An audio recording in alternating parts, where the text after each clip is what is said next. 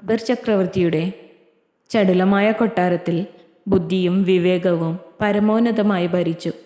വെറും പ്രതിഫലമെന്ന ആശയത്തെ ചുറ്റിപ്പറ്റിയുള്ള ഒരു ആകർഷകമായ കഥ വികസിച്ചു. ഈ ഹാസ്യകഥ അക്ബർ, ബീർബൽ അപ്രതീക്ഷിതമായ ഫലങ്ങളിലേക്ക് നയിച്ച ചിത്രമായ കൂലിവേല എന്നിവയെ പിന്തുടരുന്നു.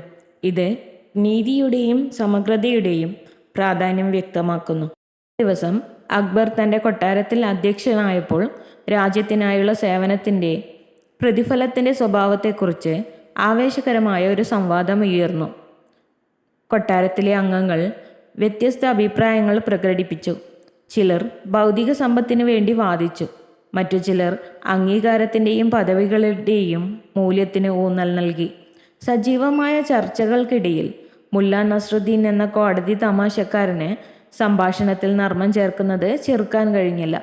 അവൻ എഴുന്നേറ്റ് നിന്നുകൊണ്ട് പ്രഖ്യാപിച്ചു, മഹാനെ, ഈ സംവാദം തീർക്കാൻ ഞാൻ ഒരു മത്സരം നിർദ്ദേശിക്കുന്നു. കൊട്ടാരക്കാരിൽ ആർക്കാണ് ഏറ്റവും രസകരമായൊരു കാഴ്ചവിരുന്ന് അവതരിപ്പിക്കാൻ കഴിയുകയെന്ന് നമുക്ക് നോക്കാം. കോടതിയിൽ ഏറ്റവും സന്തോഷം നൽകുന്നയാൾ അർഹനായി കണക്കാക്കപ്പെടും. ന്യായമായ പ്രതിഫലം അയാൾക്ക് കിട്ടും. മുല്ല നസ്രുദ്ദീൻ്റെ നിർദ്ദേശം കേട്ട് രസിച്ച അക്ബർ ബീർബലിൻ്റെ നേരെ തിരിഞ്ഞു പറഞ്ഞു, ബീർബൽ, ഈ വിചിത്രമായ സമ്മാനത്തെക്കുറിച്ച് നിങ്ങൾക്ക് എന്താണ് തോന്നുന്നത്? ഞങ്ങൾ കൊട്ടാരക്കാരെ അവരുടെ കഴിവുകൾ പ്രകടിപ്പിക്കാൻ അനുവദിക്കുകയും ചിരിയിലൂടെയും വിനോദത്തിലൂടെയും ന്യായമായ പ്രതിഫലം നിർണയിക്കട്ടെ. സമർത്ഥമായ വെല്ലുവിളിക്ക് സദാ സന്നദ്ധനായ ബീർബൽ മറുപടി പറഞ്ഞു, മഹാനെ, ആഹ്ലാദത്തിൻ്റെയും തമാശകളുടെയും മത്സരം മനോഹരമായി തോന്നുന്നു. കൊട്ടാരവാസികൾ അവരുടെ ഏറ്റവും രസകരമായ പ്രവൃത്തികൾ തയ്യാറാക്കട്ടെ. ആരാണ് യഥാർത്ഥ പ്രതിഫലത്തിന് അർഹതയുള്ളതെന്ന് ഞങ്ങൾ സാക്ഷ്യപ്പെടുത്തും. വരാനിരിക്കുന്ന മത്സരത്തിനായി കോർട്ടിലെ എല്ലാവരും ആകാംക്ഷയോടെ തയ്യാറെടുക്കുമ്പോൾ കോടതി ആകാംക്ഷയോടെ കാത്തിരുന്നു. ഓരോരുത്തരും അവരവരുടെ അതുല്യമായ കഴിവുകൾ പ്രകടിപ്പിക്കാൻ ശ്രമിച്ചു. നർമ്മകഥകളിലൂടെയോ കായികാഭ്യാസത്തിലൂടെയോ അല്ലെങ്കിൽ സമർത്ഥമായ വാക്പയറ്റിലൂടെയോ ആകാം. ന്യായമായ പ്രതിഫലത്തിൻ്റെ വിധി നിർണയിക്കുന്ന പ്രകടനങ്ങൾക്കായി കോടതി കാത്തിരിക്കുമ്പോൾ അന്തരീക്ഷത്തിൽ ആവേശം നിറഞ്ഞു. ബീർബലിൻ്റെ ആശയത്തിൽ ആകൃഷ്ടനായ അക്ബർ വോട്ടിംഗ് സമ്പ്രദായത്തിന് സമ്മതിച്ചു.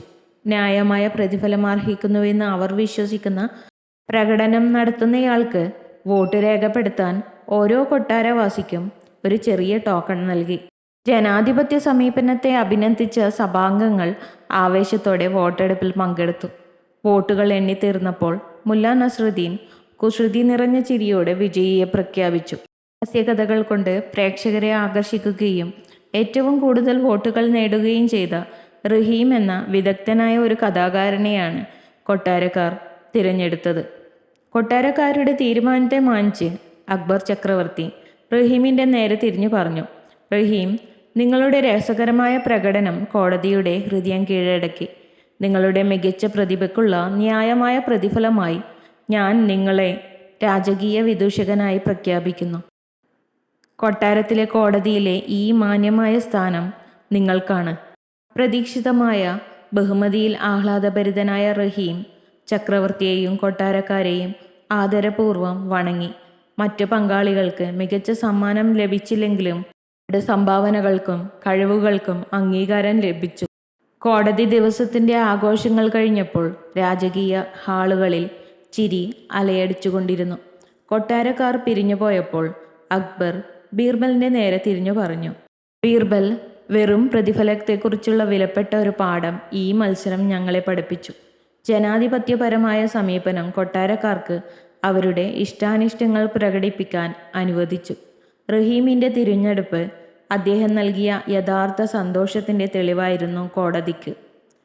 ബീർബൽ ഒരു ചിന്താപൂർവമായ പുഞ്ചിരിയോടെ മറുപടി പറഞ്ഞു, രാജാവേ, പ്രതിഫലം ഭൗതിക സമ്പത്തിന് മാത്രമല്ല, അംഗീകാരത്തിനും അഭിനന്ദനത്തിനും വേണ്ടിയാണെന്ന് വിചിത്രമായ കൂലി ഞങ്ങൾക്ക് കാണിച്ചു തന്നു. റഹീമിൻ്റെ കഴിവ് കോടതിയെ സമ്പന്നമാക്കി. രാജകീയ വിദൂഷകൻ എന്ന അദ്ദേഹത്തിൻ്റെ നിയമനം പ്രതീകപ്പെടുത്തുന്നു. നമ്മുടെ രാജ്യത്ത് ചിരിയുടെയും സന്തോഷത്തിൻ്റെയും പ്രാധാന്യം അത് മനസ്സിലാക്കി തരുന്നു. ന്യായമായ പ്രതിഫലം എല്ലായ്പ്പോഴും ഭൗതിക സമ്പത്തിൽ അളക്കപ്പെടുന്നില്ല എന്നതാണ് കഥയുടെ ധാർമ്മികത. ഒരു വ്യക്തി മറ്റുള്ളവർക്ക് നൽകുന്ന അംഗീകാരം, അഭിനന്ദനം സന്തോഷം എന്നിവ ഒരുപോലെ വിലപ്പെട്ടതാണ്. If you love to watch this video, you can like, share and subscribe.